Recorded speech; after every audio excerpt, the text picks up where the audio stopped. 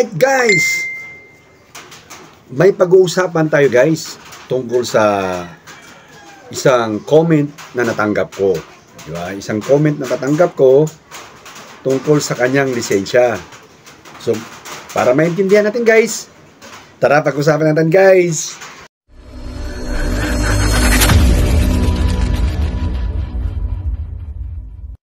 Alright guys, welcome sa Redels TV. 14 years more or less bilang security officer, security guard. Okay guys, may natanggap akong isang comments guys. Ito ang comment na to guys oh. Ayan guys oh. Advice naman po sir, pinalakad ko po license ko. Need ko pa po bang talagang mag-training po? Okay guys, di ba? So ibig sabihin, pinalakad niya yung lisensya niya. Magtatanong siya kung magti-training pa ba siya. So atin tong bibigyan ng talakayan guys para maintindihan ng iba. Pero bago ang lahat guys, baka magulat kayo na may isang tao nagsasalita sa harap nyo na hindi naman mukhang officer, hindi mukhang security guard, di ba? Ako po guys ay isa ng nag-retired na officer ng security guard. So ang binabahagi ko po sa inyo ay ang mga aking karanasan. Iba-ibang karanasan na may impart ko sa mga taong magagwardya. Ang pakay ko sa channel ko sana guys ay ituro ang financial literacy sa mga security guard para makapag-retire ng maaga at magawa na nila ang kanilang mga kumbaga sariling diskarte, hindi na nangangamuhan. Since hindi naman pinapanood yung mga ganong topic ko guys, so ito na lang ang aking binibigay, mga advices at libreng training, libreng mga kaalaman sa marami naman ding hindi nakapag-training at nagjo-duty. So guys, kung gusto niyo pong malaman, makakuha ng mga video na regarding sa mga pag-duty, pag-a-apply ng gwardiya, dumalaw kayo sa channel ko guys, ayan o, Redels TV. Tapos, pindutin nyo po yung playlist. Pag napunta na kayo sa playlist guys, may makikita kayong security guard matters dyan guys. Pipindutin nyo, pipiliin na lang ninyo yung mga topic na gusto nyo guys. Dagdag kaalaman yan, libre, walang bayad yan. Kasi kung sa iba yan, magbabayad kayo. So, ibig sabihin, kung naka-duty kayo ngayon, tulad nito, pinalakad ng lisensya, at medyo kulang sa kaalaman, pwede nyo dalawin channel ko para madagdagan ang kaalaman nyo guys. Libre, wala kayong babayaran. Okay guys? So, ayan guys, puproceed na tayo sa ating topic. Okay guys, yung topic na sinabi niya, pinalakad niya lisensya niya. Tapos sabi niya, pwede magti-training ba siya ulit? Okay? Ganito kasi yan guys. Sa mga security guard ngayon, uso talaga yung palakad. Kasi di ba, bakit? Kung mayroon kang backer, sasabihin lang sa'yo, kumuha ka ng lisensya, o bahala sa'yo. O di, hindi na kailangan, magpapalakad ka lang. May trabaho ka na, may backer ka eh. Ngayon, kung ikaw naman ay matangkad, college graduate, physically qualified, kahit ipalakad mo yung lisensya mo, tatanggapin at tatanggap ka ng agency. Kasi nga, yan po yung hinahanap ng mga agency at mga kliyente nila, yung matangkad ka, may katawan ka, kasi security guard nga eh. Di ba? To protect life and properties nga eh. So, hindi na nila need na usisahin pa yung mga pinapalakad mong mga papilis. As long as meron ka, o di ba?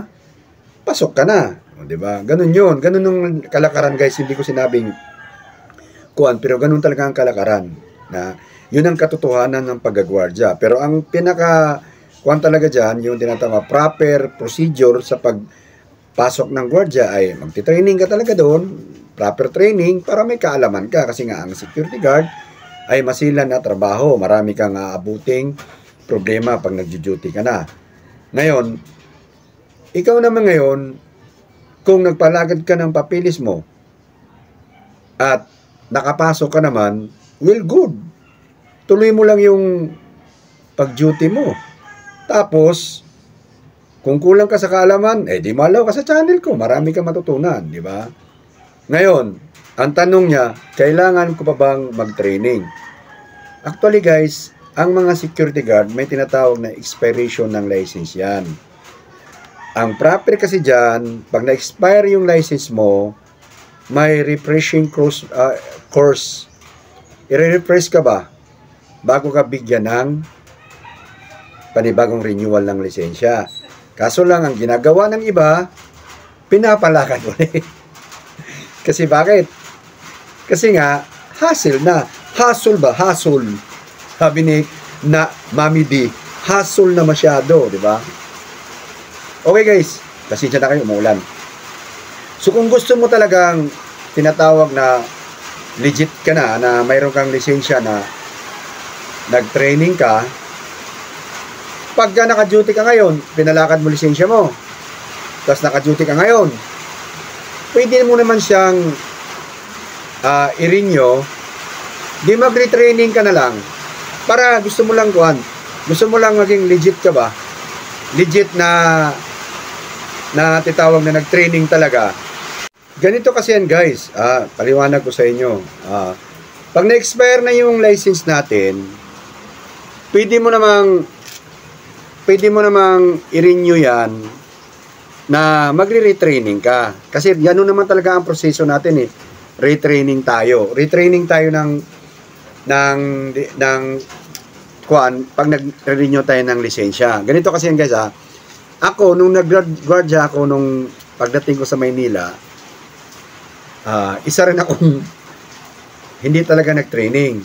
Kasi bakit? Ako po ay isang ROTC graduate. So, binigyan ng credit yun. Pero wala akong kaalaman sa tabahong guardia. Wala akong kaalaman. Kaya unang apply ko, nag-exam ako ng isang agency. Malaki pa naman agency niyon. Okay, apply ako. In-exam ako. Pag-exam, wala akong naisagot. Kasi hindi ko naman alam yung 11 general orders.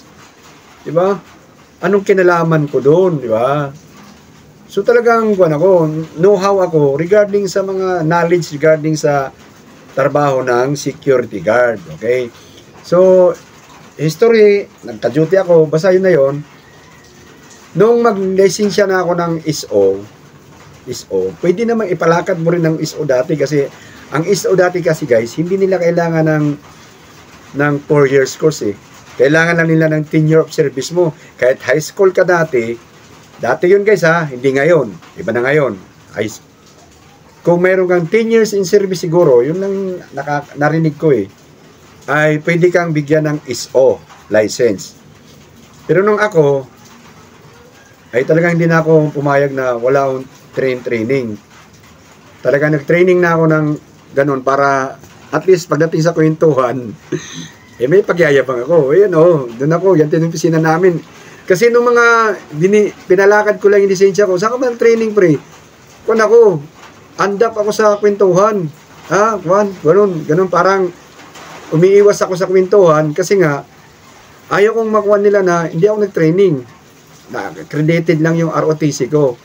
Ganon. Tapos pag nag-renew na ako, yun na nga, kasi para less hassle. Kumbaga. So ngayon, ang tanong ng nag-con sa atin, kung naka-duty ka na sir, nandiyan ka na sa duty mo, di tuloy mo na yan. In-accept ka na eh. Naka-duty ka na eh. Diba? Para wala hassle. Ngayon, pag nag-renew ka, it's better na mag-training ka ng proper training. Okay?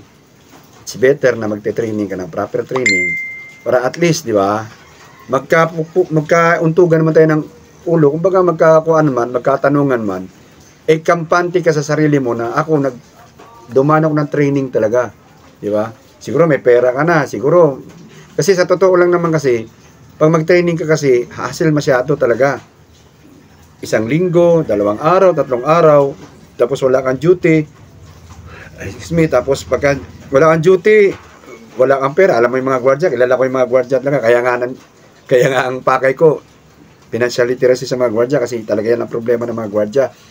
Kapos palagi kahit na may sweldo.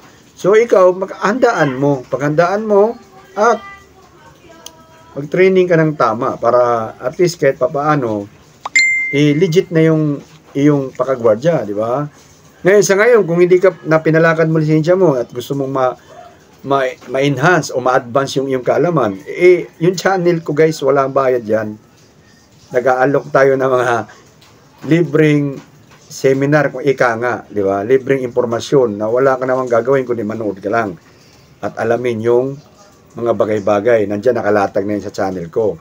At marami pa tayong i-discuss, marami pa akong sasagutin ng mga comments, inisa-isa lang natin kasi may nakalaban. So I hope na maliwanag po sa inyo na ang gusto niyang kuha na kung pinalakad niya yung lisensya niya at magre-retraining ba siya. Nasa inyo na yun, sir. Pero kung sa ako ang, sabi mo, advice ko, kung naka-duty ka ngayon at active ka naman, ngayon, pag renew ng license mo, kung ako sa'yo, i-retraining mo. Kahit na i-refresh mo lang refresh course lang, bali. O, kunwari, i-refresh ka kasi pag naka-duty na tayo, kahit papaano, kumbaga may experience na tayo sa trabahong gwardiya eh. Ngayon, kung ikaw naman ay hindi pa naka-duty, mag-a-apply ka, nasa sayo yun. Kung paano mo panindigan yung iyong lisensya. Pag interview mo, pag apply mo, confidence ka. Ngayon, kung gusto mong malaman kung ano mga dapat gawin sa interview, sa pag-apply, marami akong video dyan. Panoorin mo lang yan. Pag sagot mo, alerto ka sumagot. Hindi na nila mahalata yun kung pinalakad mo. Kasi bakit? Knowledgeable ka eh. Alam mo eh. Alam mo pumasok. May video ako dyan. Basta may video ako dyan kung anong dapat mong gawin pag nag-interview. At anong dapat mong isasagot. Lahat dyan, meron na kung binigay sa inyo dyan. So kung ganun ang gagawin mo, malamang tanggap ka. Kung physically, ikaw naman ay qualified, talagang tanggap ka. Kahit papaano, kahit sabihin mo pinalakad mo lisensya mo. Ang problema lang, kung physical ka, maliit ka, o kaya payat ka, tapos tatanungin ka, wala ka rin alam na isagot, mahuhuli ka na talagang pinalakad mo lisensya mo. So I hope guys na malinaw po yung ating paliwanag sa comment niya, at sana wag niyong kalimutan na lang mag-subscribe sa baguhan, sa notification bell natin, yung kalimutan pindutin, mag-comment kayo kung may mga tanong sa isipan nyo, kung gusto nyo masagot, i-comment na lang nyo sa baba para mabigyan natin ng topic yan sa susunod na mga video natin. Okay guys? At huwag kalimutan mag-like guys. Kita-kita tayo sa susunod na video guys. Bye-bye guys!